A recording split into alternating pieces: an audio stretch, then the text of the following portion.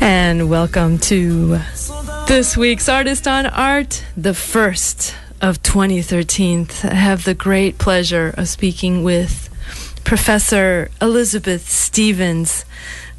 Elizabeth, Beth, thank you so much for coming into the show. Oh, wow. I'm thrilled to start the year off here at KZSC and with you, Nada. Aww. I love this. This is one of my favorite radio shows in the whole world. Oh, and you're one of my favorite guests and teachers. And boy, the list goes on. Sculptors, eco-artists, environmentalist, activist, educator, PhD maker.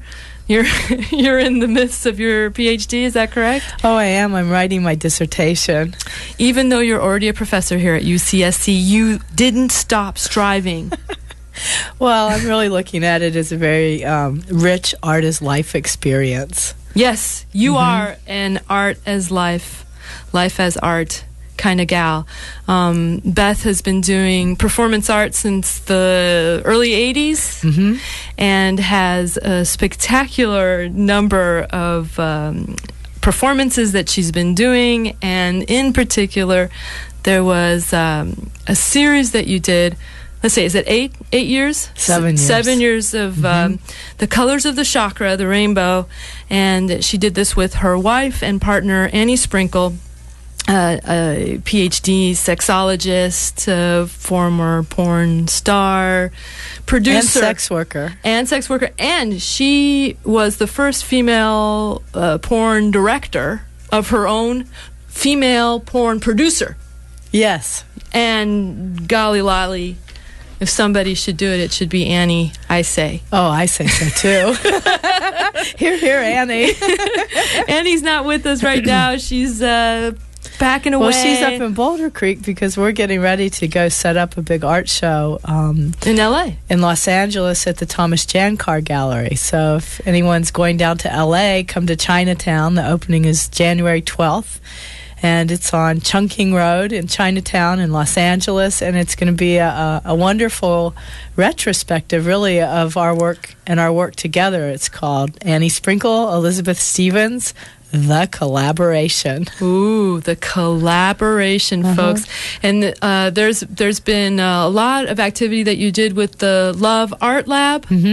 And a lot of work went through yours and Annie through that kind of umbrella vehicle kind of thing. Oh, we traveled all over the world. We had so much fun and met so many wonderful people and engaged communities all over the place. That was a really incredible project that just ended last year.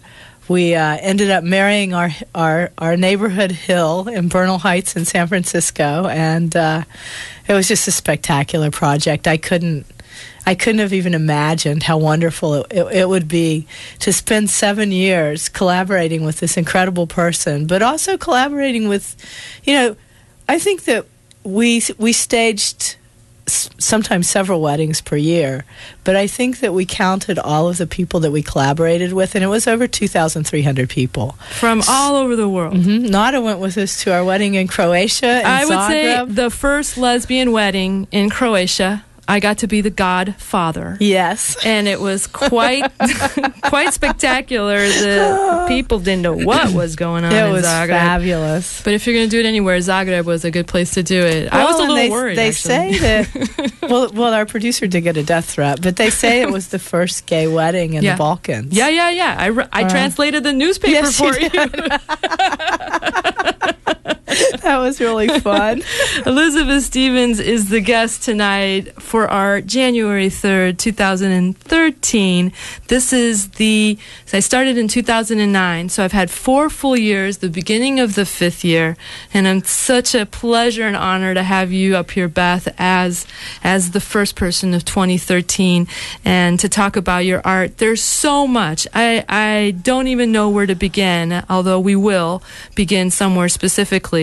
But you have done so much. You've done sculpture, you've done performance art, you've done site-specific collaboration, bronzing porn star underwear. Oh, and academic underwear, too. Well, you got to have both. Many of my colleagues here at UC Santa Cruz, have a commemorative pair of solid bronze panties in the collection. And then you're also a professor here in the art department. You're a teacher, and you've got an amazing class called Material as Metaphor.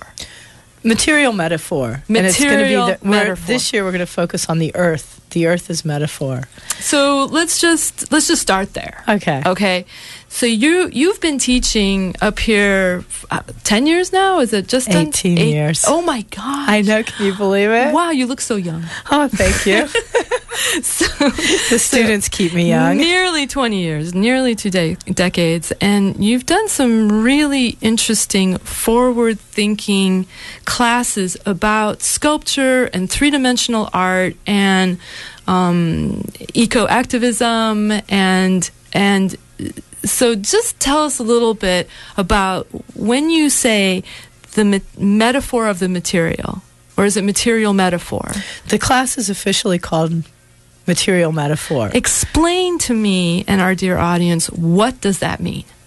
Well, for me, what that means is that materials speak. Everything speaks, various materials that one uses to create art. All of those materials have a history. They all came from somewhere. They all have context and connotations.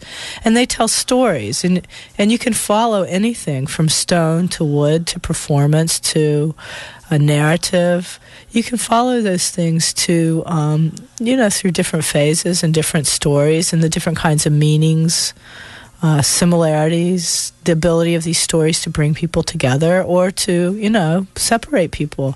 These things are all very powerful, and especially as the material world becomes really changed by technology and really changed by corporate America, class, economics, all of these things play into, say, the material. And what I'm very interested in now is our planet and its continuance as a viable being, right?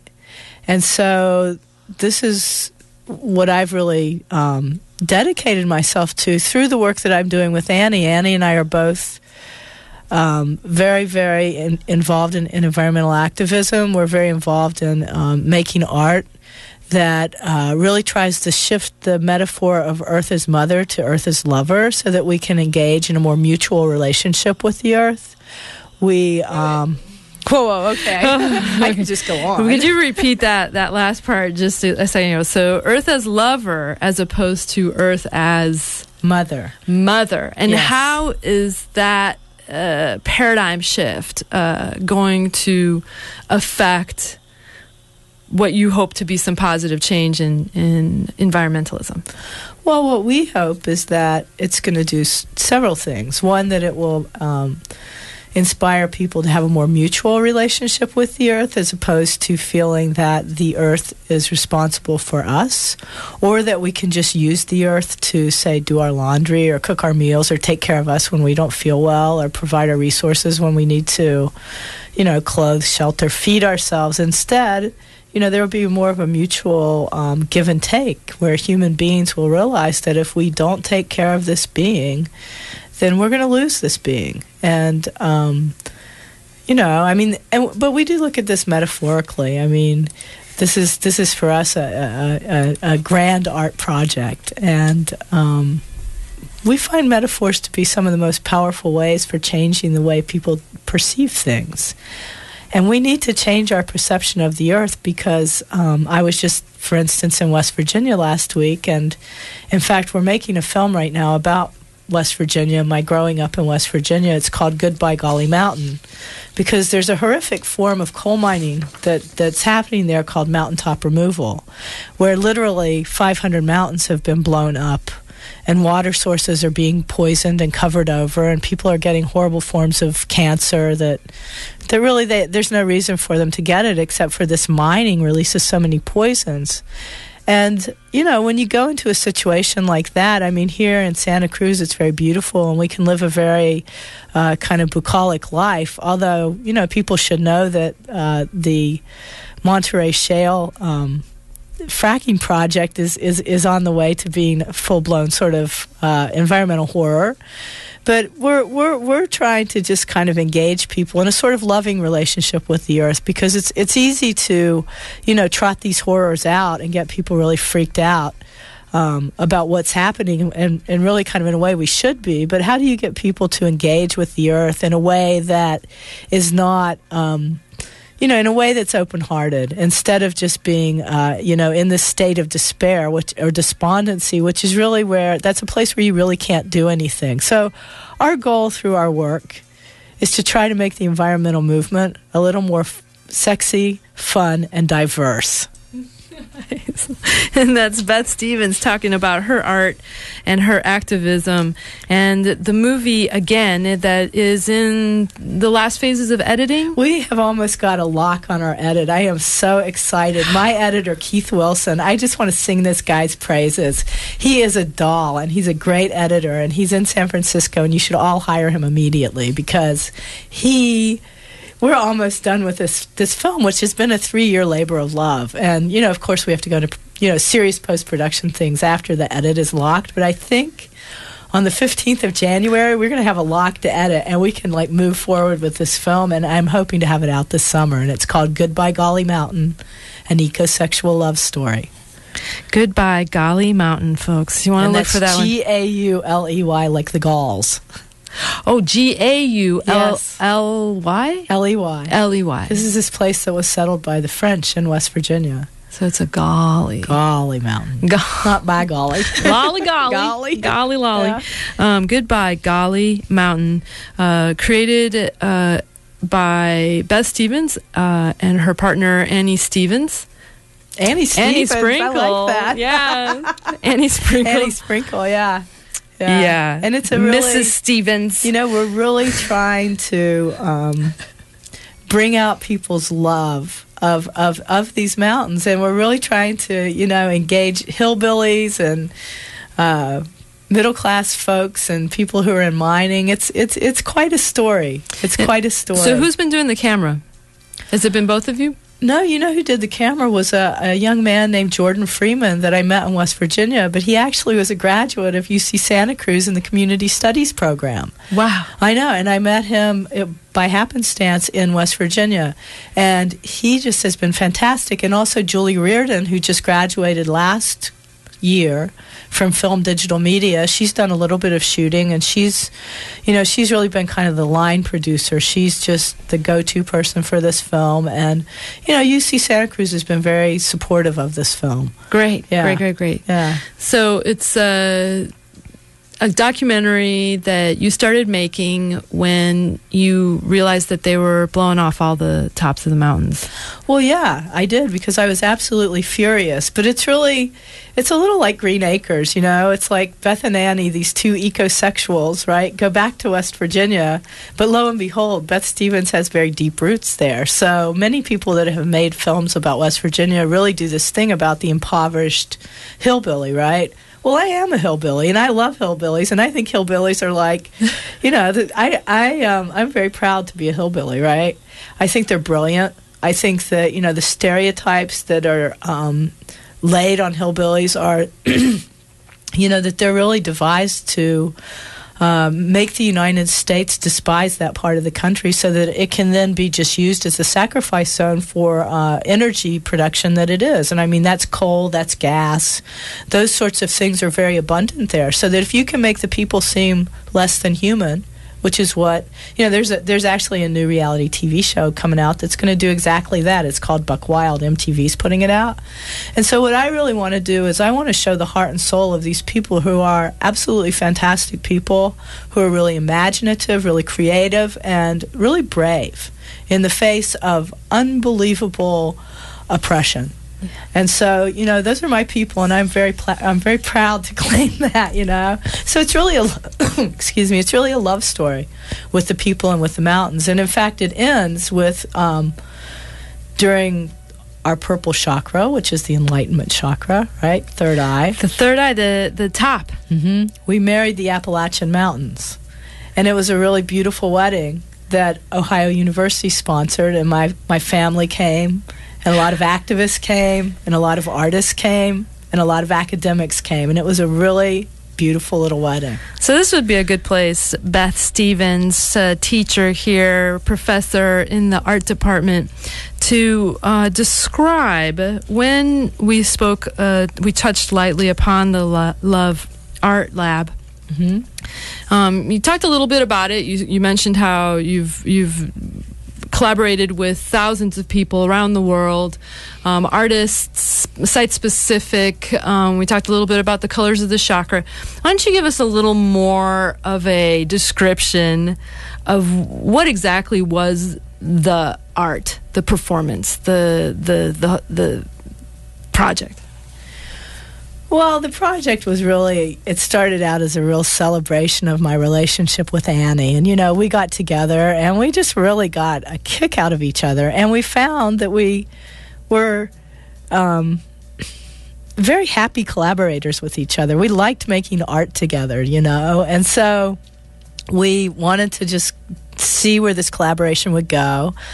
And one thing led to another, and there was a domestic partnership ceremony in San Francisco, and we went and did that, And we realized that this domestic partner ceremony was a very good platform for performance art because, in fact, we weren't as interested in gays being able to get married as we were in trying to speak out against the war in Afghanistan.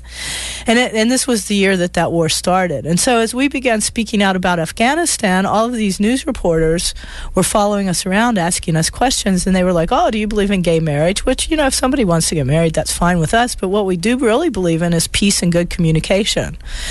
And so we were talking about that, and we were thinking, wow, this is a great platform for this, And so then we decided that we were going to get married in the sort of rush for the gays to get married. And the day before our wedding, Proposition 8 eliminated the option for same-sex couples to get married. So we got really angry, and we decided, okay, we're going to have a wedding every year. Simultaneously, our friend Linda Montano, who's a fantastic performance artist, sent out a call for people to join her to do another round of the 7-year performances. And these years were each based on a color and a chakra. And we're like, wow, that sounds great. We're going to do this endurance performance thing. We're going to do these weddings. Why don't we do one wedding per year for 7 years in the color and the theme of the chakra? And so we did that. And people loved it. And so we were invited to many different places, including Croatia, including England, Italy. We were in the Venice Biennale, Ohio University to marry the Appalachian Mountains. We began getting married in the theme of the color of the chakra. The third year, we actually got married to each other, and we thought, wow, this is, pretty self-indulgent, right? These two women getting married over and over again. We thought, we really need to launch this project into a bigger thing. So I happen to be the chair of the art department in the fourth year of the project, which was the green chakra, which is the heart chakra. And we had a huge art festival here called what was it called? Interventions. The art of intervention. Yeah. Anyhow, it was a great. Neither one of us can remember the name of it. But it was a really great conference, right, about interventionist art. And there was performance part. They were. Oh, we invited about 100 artists, and we were able to even pay them all. I mean, it was great. We just spent all the time, all of these artists all together, performing, talking about our work, making connections. But the final event of that was the wedding that Annie and I did, the green wedding to the earth. Guillermo Gomez Peña was our high Aztec priest. And we should all send out really good thoughts for Guillermo because he's kind of sick right now. And he needs everybody's wishes for his great health to return because he is an amazing artist. Guillermo Gomez Peña, La Pocha Nostra, you guys send out good energy to him. Also, the Harrisons did the eulogy, or not the eulogy, it was not a funeral. They did the sort of, they gave a talk, right, about environmental art, and they read a beautiful homily. It was a homily on soil, and it was just, it just a real love fest. Even the Chancellor Blumenthal was there, and he took vows to love, honor, and cherish the earth until death brings us closer together forever. Wow. And about 450 people took those vows with us, right? And we married the earth, and then everything changed for us. We weren't so interested in going human to human on these weddings, and we'll come back in a minute. I was just going to say, my whole family was there. I mean, we were all there. My mother, my 80-year-old mother, my daughter, beautiful. My son, my daughter. And everyone was dressed in green. And there was some pretty amazing performances right here in the Shakespeare Glen. Has never seen such shenanigans. Shenanigans for love. Even beyond Shakespeare. Right. It was quite the thing. Boy. Oh, but it was really powerful. And after that, powerful. Annie and I really dedicated our work to environmental issues and causes. And we've never looked back, you know? Yeah. And then shortly after that fall was when we went to Croatia. And I believe there was Jurt and marrying the Jurt there as well. Oh, yes. And then, so you went from green. How does the chakras go? We went from green to blue, which was the throat chakra, the chakra of communication. And that year, we married the sky in Oxford, England, and we married the sea in Venice, Italy, at the Venice Biennale. And that was just a fantastic wedding, because that was a wedding that, and although it's the most prestigious show we've ever been in, it was one of the least funded events we've ever done. Of course. And so it was really an artist for artist event, and people came from 17 countries on their own dime, right? We couldn't pay people to get there. And so artists from 17 countries came, and it was so beautiful. I mean, it was really just, there are these big love fests, and love fests for each other, for the ocean, for the planet. I mean, you know, I'm not really a new ager or anything, but in those moments, I kind of, well, this is my little secret. Sometimes I become a little new age during these weddings. And my hope is that our intentions in sending out these wishes to, you know, our entities, the oceans, the mountains, the sky, that we can in some way help these entities withstand human beings, right? Yeah, survive us humans. Survive us. Right. Yeah. Beth Stephens, talking about her work, Love Art Lab, that she has done over a 7-year period, in the same vein as Linda Montano's work, where she also, what she would do is she would wear the color the entire year of the chakra, and where Annie and Beth would, the style, the color of the wedding would then be the color of the chakra, and that they were currently doing that year. And then what's a beautiful part of it is these, the material that comes from these weddings are then shown in museum galleries as standalone art pieces. Mm-hmm. Every one of your gowns has been over the top, incredible, creative. I'm trying to remember some shoes that you're. Well, what we do is we ask that no one give us material gifts, but if they want to contribute to the wedding in some way, right? And so people have contributed their skills to make the gowns, and people, you know, they perform their own artworks as presents to us and to the earth, right? And you know. And then you show those pieces. Mm-hmm. You also have video. You have digital detribus, or whatever the word is. You have pictures, many of which could be seen at Love Art Lab. loveartlab.org. Yes. And there you can peruse a bit. And you did a installation. Boy, has it been? It was for Valentine's Day. It's been almost a year. Wow. It seems like yesterday. But anyways, Beth and Annie did a piece for our own Museum of History and Art, our MA, the Museum of Art and History. You're wonderful, Ma. I love our I MA. love the Ma. Yes, we love the MA.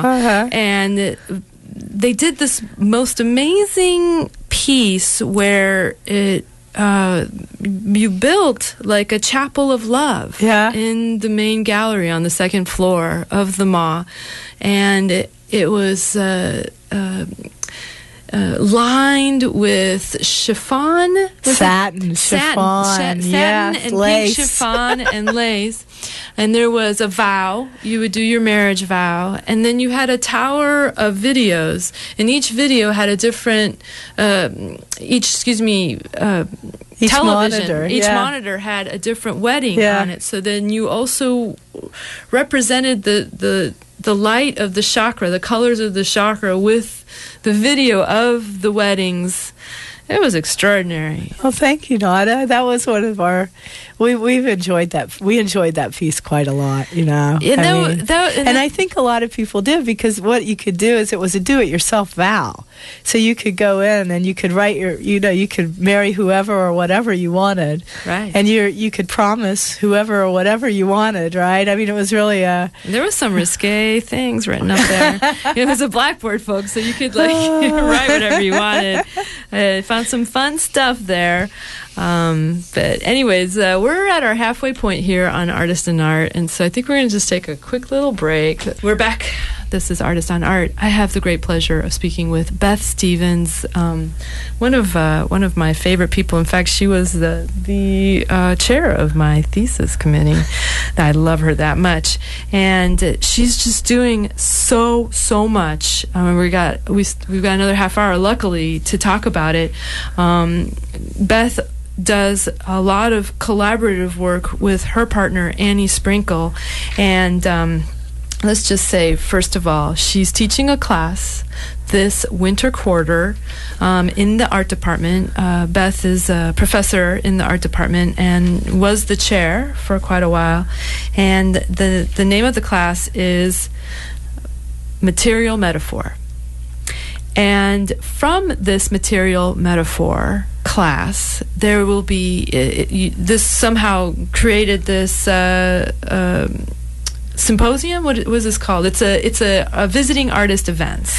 Well, I was fortunate enough to get a little Dean's Excellence Fund grant, and I was able to create a mini-series lecture event that will comprise really half of the course. So Mondays will be a studio day, and Fridays is a work day on the studio day. But Wednesday nights, there's going to be a lecture series in conjunction with this. And, it's really a great thing, because when I was in school, I went to school in Boston and then right outside of New York, and I had access to artists coming through my program all the time, and I always felt that was something that was a little lacking here at Santa Cruz. And so I'm able to actually integrate artists who are working in the field of environmental art, scientists. Jeff Bury, who is here in the environmental studies department, is going to be speaking. The Harrisons will be speaking. Zeph Fish, who is a representative of the Beehive Design Collective, will be speaking and showing some of the work of the Beehive Design Collective. A group of graduate students, PhD students, who are up at UC Davis, who are part of a group called Listening to the Earth. They're going to come down and talk about the way that they use dance and performance and art to work through issues having to do with environmentalism, the sort of somatics of environmentalism. And they're coming up soon. They're January 23rd. Oh, they're very soon, yeah. And Zeph Fish is coming up January 16th. Yes. And they also came to the Museum of Art and History in February while you and Annie were having a bed-in in the museum. Right. Where you spent 8 hours in bed together. Oh, no. We were there for 20 hours. 20 hours. Oh, yeah. No, we've decided that the world is just going too fast, and so we're starting to do endurance pieces about resting. And, this might sound really silly, but, I know people who are dying of hypertension now, and that has to do with stress, And so, anyhow, we take it very seriously, right? So we all spent 20 hours at the museum. We spent the night there. We all slept there. And then this fabulous group called Thingamajigs, which is a musical group, they played music while Stephen Ratcliffe, who's a poet, read 1,000 poems. We stayed in bed the entire time they were doing that. Nita Little, who's a dancer, but who's in my PhD program at Davis, I'll be transparent here, right? She spent the entire time writing her dissertation. John Zybel created collages during this entire time, so it was basically a time-based piece that was a 20-hour-long piece.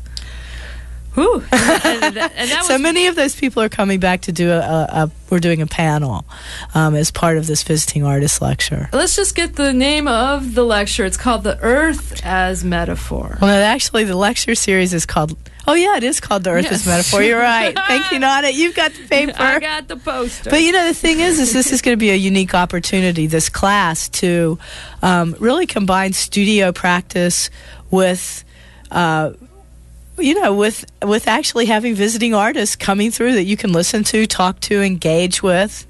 And I think that's a really important way to transmit knowledge, to actually be making things while you're being influenced, you just can't make things or make art in isolation. And so this is like basically a conduit to creativity that we don't really have very often here at UC Santa Cruz. And I'm really excited about the class. It's Art 24. Or Art 124, sorry, in the art department. And the official class times are Mondays and Wednesdays from 3:30 until 6.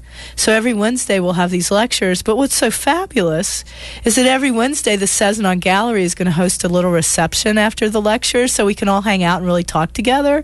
And then after that, the art department has figure drawing. So, if you're really feeling inspired after the reception at the Cezanne, we can go, draw figures, right? Yeah. So it's Wednesday evenings are never going to be the same at the art department, I don't believe. That sounds wonderful. So you'll also have Chip Lord. Oh, yes. Chip Lord, who is a professor emeritus here, and he was with Ant Farm. He's just fabulous. And he's a videographer, filmmaker. Mm-hmm.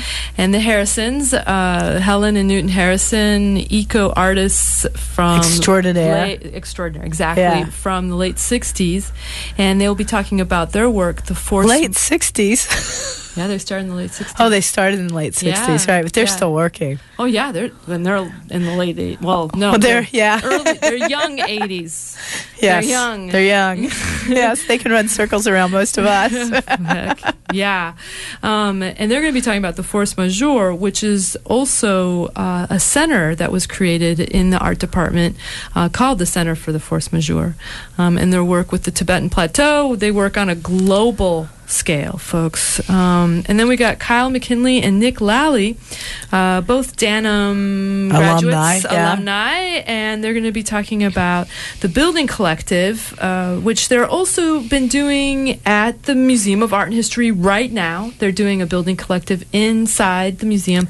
There's a series of artists that are working, they're processing their work. They're doing the work in the next 3 months. And so actually Kyle's going to be on next week to talk about this work. Yeah. I love Kyle. He's a wonderful guy. And Nick, both of them are great. And they both are, I believe, are lecturing up here. And Beth Stephens and Annie Sprinkle, that'll be February 20th. We are gonna talk about ecosexuality. And sexology. Right. And Sex-Ecology. I would like to take a moment and ask you, Beth Stephens, if you can tell me what is sex ecology.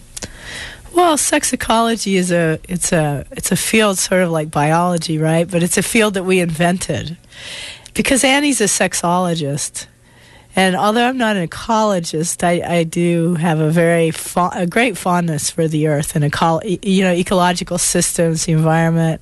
So we created this field called sex ecology, and we consider ourselves to be ecosexuals, right? So we sort of act upon the field of sex ecology. And okay, now you're defining it's where sex and ecology come together. Okay, and so how are you a sex ecologist? Do you go have sex and I'm creating research in the field of sex ecology. Yes. You're making it Anytime happen. when you have sex with another human being, you're having sex with an ecological system. You are. Although I don't want to get into my sex life here on the radio at school, but it is true. I do love to hug trees too. What can I say? Hey, how can you live in the redwoods and not want to hug a tree? I mean, that just goes with I just want to tell you a quick story. In this film, Goodbye Golly Mountain, just to digress a little bit, the music is just really fantastic. And one of the major musicians in this film is Joan Renaud, who is one of the original members of the Kronos Quartet. And she's a cello player, and she lives in my neighborhood in San Francisco. I saw her play her cello, and I realized that she's a maestro. I mean, she is an amazing cello player. But as I was watching her play her cello, I became so moved that I burst into tears because I realized that cello playing is a really deep form of tree hugging. And I was just so moved. And then she just has contributed her music to this film. Oh. And it's the film is really it's a container for much generosity. I'll have to say that, and everyone who's involved, I thank at the end very much, but it's very moving. Now that we've digressed yet again. Yeah. But I also just want to say that these lectures for the material metaphor class are open to the public. Oh, great. And they're going to be held at the faculty gallery at Porter College. So I think that's room something like 222. Yeah, it's upstairs. It faces the parking lot. Mm-hmm. Well, no, it faces the koi pond. It's in between the parking lot and the koi pond. But the windows actually, like the way the building is set up, that parallel. If you go upstairs on Wednesday night, you won't be able, or Wednesday at 4:30. These are mostly going to happen at 4:30. Yeah, it's kitty corner from the Cessna Gallery. Yeah, so if you're in the Cessna Gallery, just go around a little bit more toward. Anyways, and so there's two digressions I want to have here. Oh, good. There's an eco-sex symposium. Oh, yeah, the first International Eco-Sex Symposium is going to be in Colchester, England this summer, and that is going to be from June 22nd until June 28th. Oh, I thought it was July. July, 20th? It is. Oh, that's right, it is July. July 20th to Thank July 27th. God you're here, Nana. That's the Eco-Sex Symposium, the first International Eco-Sex Symposium, because I believe you've had other Eco-Sex Symposiums. Well, we've had a couple of U.S. Eco-Sex Symposiums. At the at the Center for Sex and Culture in San Francisco, and then at Highways Performance Space in Santa Monica, California. We had the first one there, right, which was the honeymoon of the Purple Wedding to the moon. And then the second one, you had the Eco-Sex Manifesto. Well, that was the art exhibition that accompanied the Eco-Sex Symposium. So there was a show and the symposium. This one's just going to be a symposium, although we are threatening to do our new theater piece, Dirty, an ecosexual love story, which we will be performing in San Francisco, again at the Center for Sex and Culture, the second week and the third week of June. That's right. June 13th, the week of June 13th and week of June 20th. And my fabulous colleague, Patty Gallagher, who teaches in the theater department, will be our director. And the name of the play is Dirty, an ecosexual love story. I don't know if I'd call it a play. You might call it a performance. Okay. Well, when you say love story, it makes me go, okay. And then, so you're going to have your first International Eco-Sex Symposium in England. It's going to be fantastic. And are you inviting people to send papers? How is that? We are. Right now we're organizing it, and we should have a website up in, say, even 2 or 3 weeks. So watch, we have a sort of our base, our home base website is sexecology.org. SEXECOLOGY. Sexecology.org, like orgasm. Yes. I mean organism. Organism.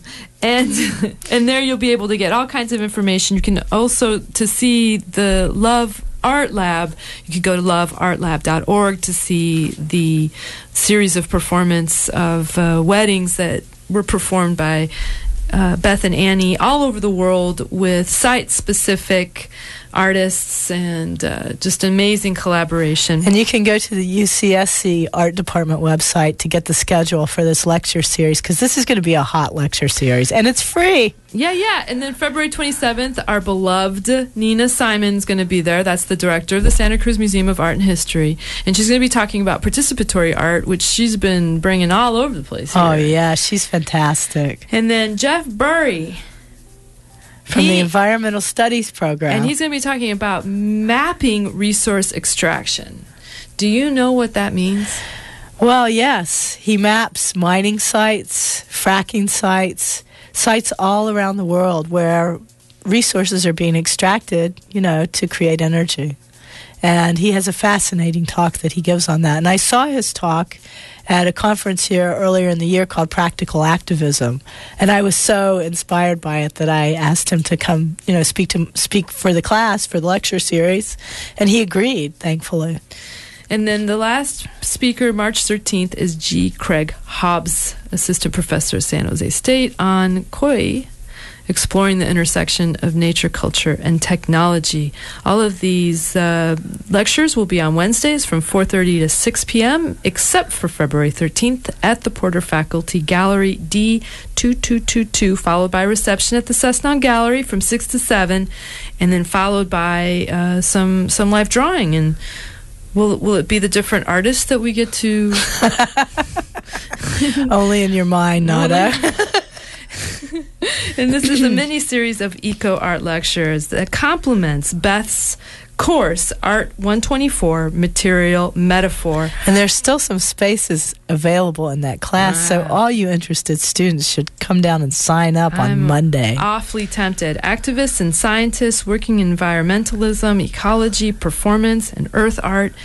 The list just goes on, and you can go to arts.ucsc.edu/Cessna to get more information on that. It's tremendous. You're doing so much work. I want to make sure we talk a little bit more about the gallery exhibition that's going to be happening January 15th in Los Angeles at the Thomas Jankar Gallery. In Chinatown, LA, and it's a retrospective of your entire career. Right. And your wife and partner's, Annie Sprinkle's, career. Right. And is it a really big space? Well, it's not. It's a really abbreviated, version of our careers, but it's really fun because, it shows the trajectories that we were both taking before we met each other, and then really, how that work complemented each other. And then we came together and we started making this work together, and where that work has gone. And so it's really a love story. It's a show about our love and our working together, and I think that we have, there are other couples that work together. The Harrisons work together, certainly, and Ule and Marina worked together until they broke up, or John and Yoko. We're in a tradition of couples working together. And it's kind of a fun tradition. So, it's not your usual art show where you just have sort of one great individual artist, plowing their way to geniushood.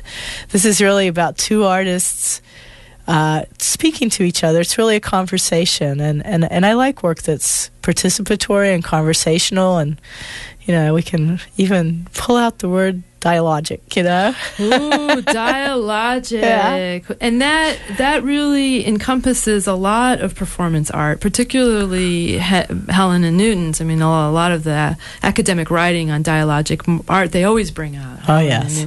And so, as a art professor, Beth, what does dialogic mean? It's conversation. It's an art piece that stimulates conversation. It stimulates conversation. Yes, and hopefully. Whether that's somebody standing there and inviting comments, or it's how is it? Well, it can be in many, many ways. It could be a literal conversation between the artist and the audience, or it could be, the kind of conversation that a rock has with a pool when you throw a rock into a pool of water and then the ripples go out and you don't really even know exactly where they're going to go or the effect that they're going to have, but you can be sure that they will have an effect. The people will be talking about it. And they're thinking about it, and the work that they make will be influenced. And then you have a genealogy of who influenced who and how these conversations grew bigger and bigger. And, it's really quite interesting to trace these things. That's in some ways what art history does. But and philosophy. And philosophy. A lot of these thought-based fields that rely on conversations that passed before them. I think, it goes back to sort of, one thing that struck me about this last election was Obama's comment that none of us got to where we are alone. And, a dialogic form of art will acknowledge that, and will acknowledge influences and the kinds of things that, altered the course of one's career, okay? And certainly in my case with Annie, I'm making work that's very different than anything I would have made on my own, and so is she. And so, it really is a third thing. And I think that, that kind of collaboration for me is very interesting now. There are a lot of people that really aren't interested in that. They're interested in the narrative of the great individual genius. And I don't believe in that anymore. So, because they were influenced by other people. Sure, they were influenced. They were helped. They were, Oh, yeah. Yeah. And so if somebody wanted to look at what this is going to look like, they can go to jancargallery.com, JANCAR gallery.com. The exhibition will be starting January 15th. January 12th. January 12th. And I believe you will, is there going to be video and sculptural pieces? Oh, yeah, there's going to be a lot of video. There's going to be a few of the big old sculptures I made. There's going to be a ton of ephemera that Annie has. Lots of photographs. It's going to be a really fun show. Are you going to do any performances? We are. On Valentine's Day. We are going to do a Valentine's Day performance at Jancar Gallery, and we're not exactly sure quite what we're going to do yet, but it will be phenomenal. Of course. Mm-hmm. Of course it will. And it will all be moving towards all this other stuff you're doing in June and July, like Journey, an ecosexual love story. Which is it's a theater piece, a performance. That is happening the week of June 13th and June 20th. Then you've got the Eco-Sex Symposium in England, July 20th through 27th. Well, between that, we hopefully are going to go to the Performance International at Stanford. It's a conference there. And then we're going to go to France because we're doing a big workshop, an ecosexual workshop in Bourges, France at Emetrope, which is a residency, which is a really cool residency. And then we'll go to England. Holy moly. So as soon as they get the journey, they're going to run off to Stanford, and then they're going to run off to France. And eat chocolate. Yeah. Catch them while you can, folks. Well, and hopefully my film will be coming out in June, too. So we'll be premiering the film. Well, all I want to say is keep it up, baby. Just keep doing it. However I can support you in that. And oh, Nada, you are wonderful. Just being in the world's a support. and the fact that you're writing a dissertation as we speak. It's all happening in your mind, isn't it? I can see it. It's happening on paper, too. That's what I do in the morning. Would you mind, in the last couple minutes of our show, could you tell us a little bit about it? Well, the dissertation is really it's an investigation of our connection with the Earth.